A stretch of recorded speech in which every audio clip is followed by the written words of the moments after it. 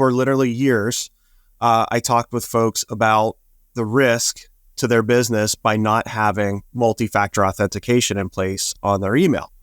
And so they heard me. They thought it was a good idea, something they want to put on their roadmap. In the next year, we've implemented it for a couple of users.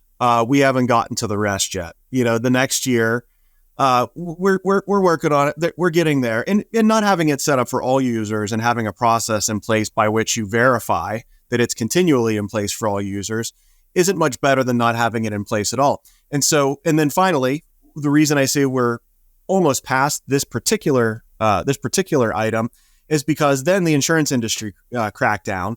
Everybody that had cyber insurance, their provider said via questionnaire, you're going to need to have that multi-factor authentication in place on your email in order to renew your policy.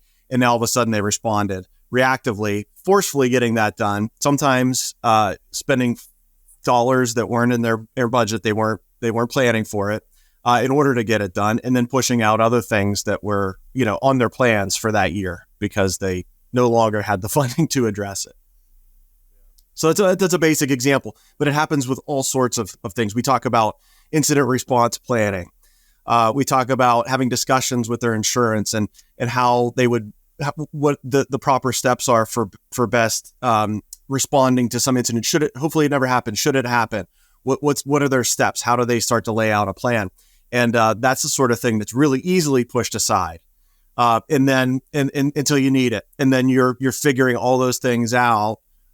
You're doing it in the heat of battle. So another good example of something that we've talked a lot with prospects a lot. They're just not able to really push those things forward. And I can almost see, I've made jokes with them. I can almost see the look in their eye when I'm describing these things. And I've said, I can see by your response, what I'm saying sounds like a great idea, but you have another job to do. This isn't your primary responsibility. And when you get off the phone, you're going to go back to your projects and deadlines. This isn't on the list. and so you don't have the time to deal with it as much as you appreciate the idea and think that it could potentially help you. So, some good examples there.